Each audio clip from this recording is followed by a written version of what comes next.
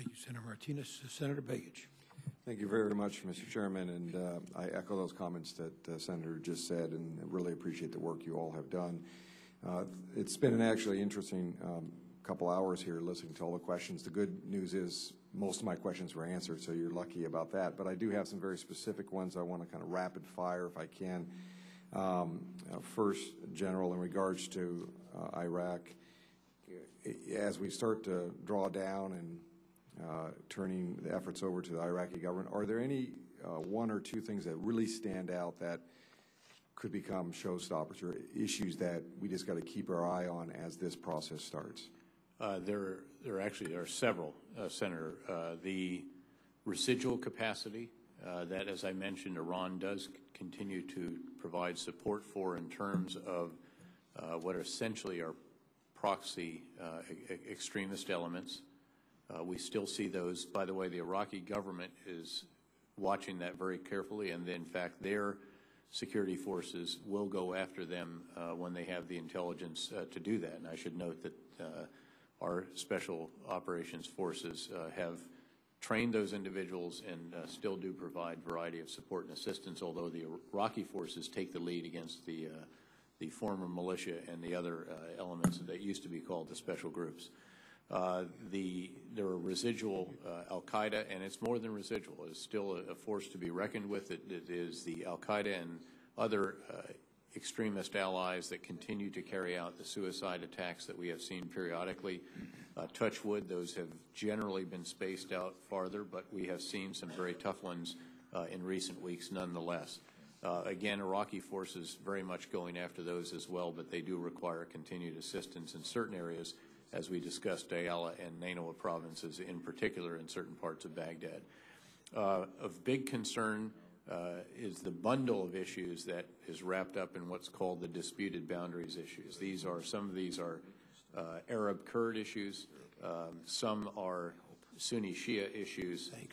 They are potentially very dangerous, and we're quite worried about the developments in some of these areas, although the United Nations element there is about to make an announcement. We hope that will start the ball moving forward in resolving, at least for the near term, some of these different issues.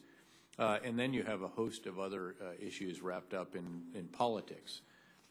Interestingly, the Constitution, as it has played out, has enormous amount of safeguards, and you actually see the Council of Representatives, their Congress, executing its prerogatives and checks on and balances on the power of the executive branch. You see this play back and forth, efforts by one to centralize, by others to hold that in check.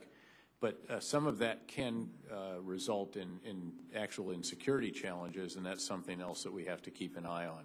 Finally, the budget pressures, because of the reduction in the price of oil, have dramatically reduced the size of the budget that they have available to them, the revenues available for them for this year, and that has caused some very painful decisions for them.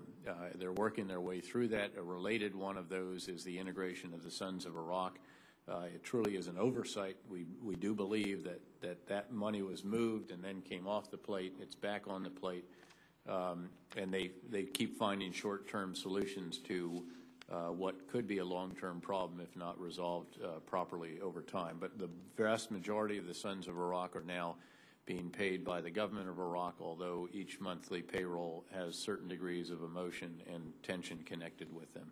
Thank you very much. I have another quick one from follow-up to Senator McCaskill's question regarding as you deal with the contractors and the equipment they maintain and handle and how that gets transferred to you. Do you feel confident that you are resourced enough to handle that process? And when I mean resource, dollars for supporting your staff and other activities to make sure that process goes forward in a way that has limited missing equipment and other types of things? I believe that we are. We have learned some tough lessons in this arena, as you know, and in other accountability arenas, frankly, over the years. We believe that we have implemented safeguards and properly resourced.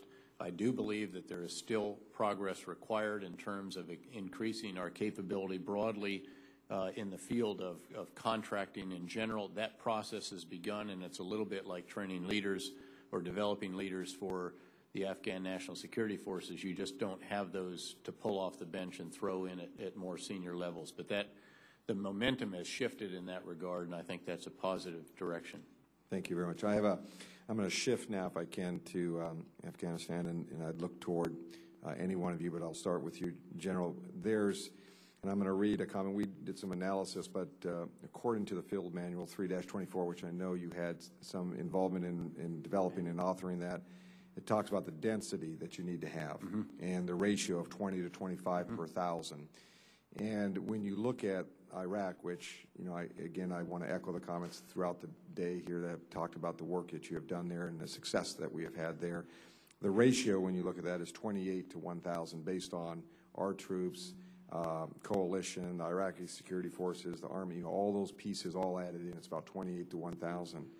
When you look at Afghanistan and where we are today and where we will be in 2011 based on the numbers, as well as, again, the same kind of analysis, apples to apples, today we're about 7 to 1,000, and in 2011 we'll be at 9 to 1,000. Dramatically, it's half of what the manual talks about. So I'd be interested in your comment. This is one area of concern to me, and I recognize that we may reevaluate in 2011, but at 2011 we're still at 9 to 1,000 based on all the training that we do for their troops and other activities. It is a concern, Senator, and for what it's worth, not only did I obviously oversee the production of that manual and actually got into some serious editing, I personally made the decision to put that ratio in there because there was a dispute about whether it should go in and so forth. And I have heard about it at almost every hearing that I've had since then, but I stand by that because I think intellectually it was absolutely the right thing to do, and in terms of integrity that we required that. Now, one area where, believe it or not, we actually have to get some more work by the intelligence community is literally how large is Afghanistan, because there is a dispute right now as to whether it is 30 million or perhaps even as low as 23 to 25 million, and the intelligence community is working on that. That affects, of course, the ratio.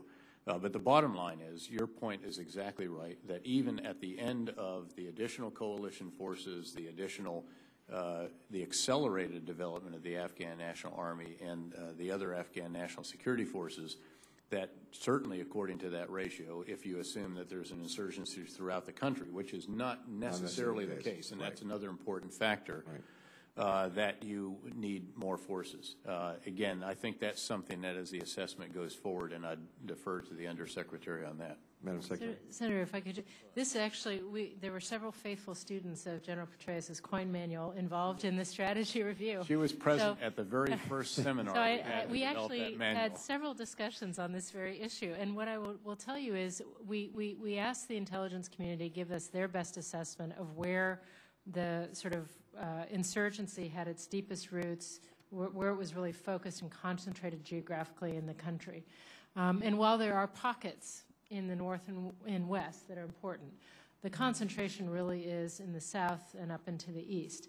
And so when we were looking at the troops required on our side by our allies, the Afghan troops, Afghan police, Afghan local security forces, the sum total of all, we were trying to concentrate our efforts in the sort of insurgency belt in the south and the west to try to get to those kinds of ratios in those geographic areas where the insurgency is strongest. So we actually did take that into account, not so much in a countrywide fashion, but focused on the areas where the insurgency really has taken root. Thank you. My time is up. I'm also late for a noon event, but let me ask you if you could prepare or share, at whatever level you can, how those ratios look in those areas of concentration. I recognize as a former mayor, I always had my police department tell me what the ratio should be, and then we had to manage based on situations throughout the city. So they always had a ratio, but I want to make sure that's the one area, and to be very frank with you, I want to make sure you're resourced properly here and be aggressive about it, so we're not kind of three-quarters the way in. So let me end there, and Mr. Chairman, thank you very much for the opportunity to ask some questions. Thank you, Senator Begich. We'll just have 3 or 4 minute second round. There's only a few of us here, so hopefully you'll be able to get some lunch before your next appearance. First on this 10,000 troop request, is there a pending request that is unfilled at this point for those 10,000 additional troops? There is a request for forces for those elements, Senator, and it did move through